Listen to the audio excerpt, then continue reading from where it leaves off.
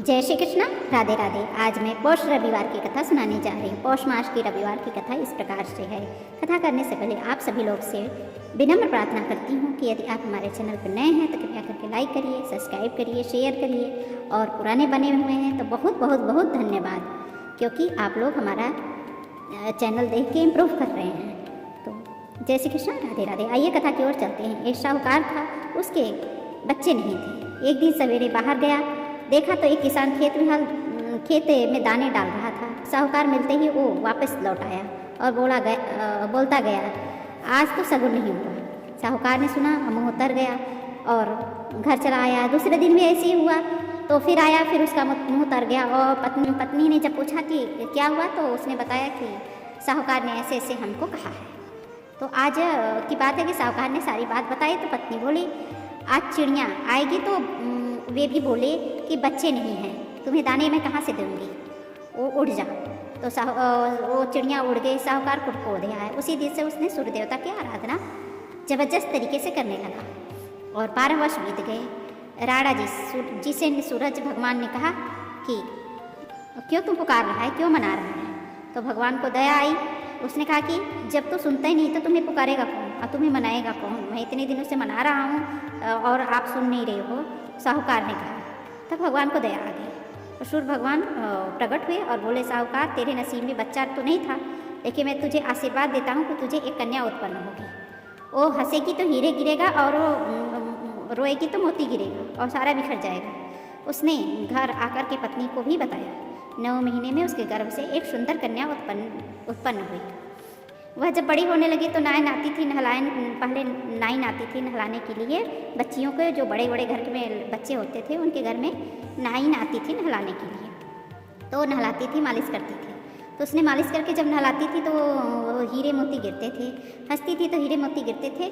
तो नाइन अपना घर ले जाती थी। 1.25 महीने बीत गए और ऐसे ही क्रम चलता रहा। 1.25 महीने बाद साहूकार उनकी पत्नी नाइन से बोली, अब मैं नहला दूँगी।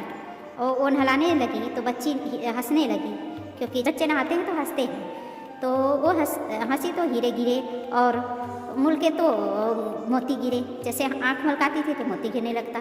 हाँ, अब वो समझ गई कि नाइन ने तो खूब ही धन इकट्ठे कर लिए होंगे, लेकिन उसके नसीब में जो था वो मिला।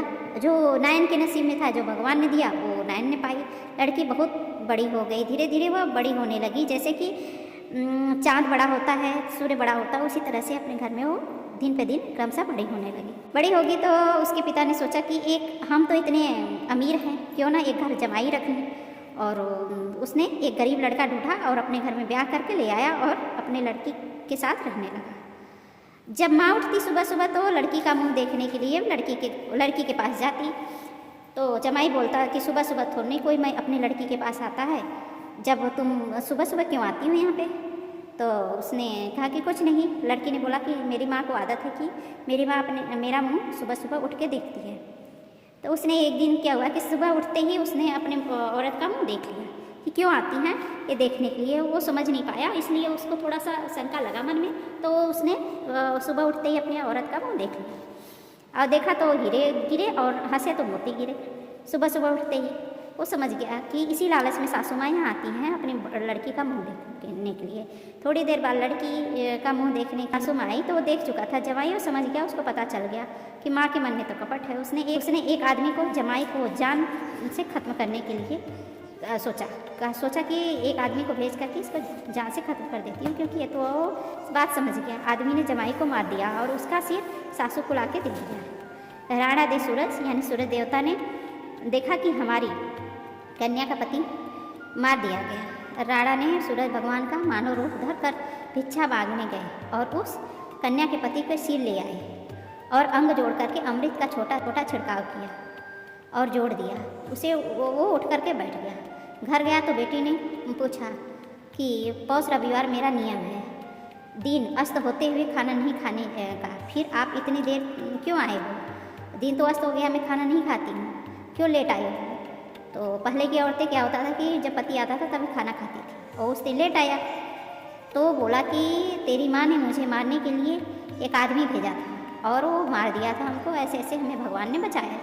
सारी रात की कहानी बता दी। बेटी बोली, अब हम यहाँ नहीं रहेंगे, जो माँ मेरी सुहाग छीन ले सकती है तो इससे बड़ा कोई कार्य नहीं हो सकता। बेटी अपने पति के साथ अपने पति के घर रहने चली गई और उसके घर में सुख समृद्धि हो गया। माँ के धीरे धीरे घर में दरिद्रता आने लगी और सूरज भगवान की कृपा से बेटी प्रसन्न हो गई। जैसे भगवान बेटी पर सूरज भगवान बेटी पर प्रसन्न हुए उसी तरह सब पर प्रसन्न हुए। और जैसे सास पर गुस्सा हुए, जो खरी खोटी छल कपटी हो भगवान उसको वैसा दंड दे।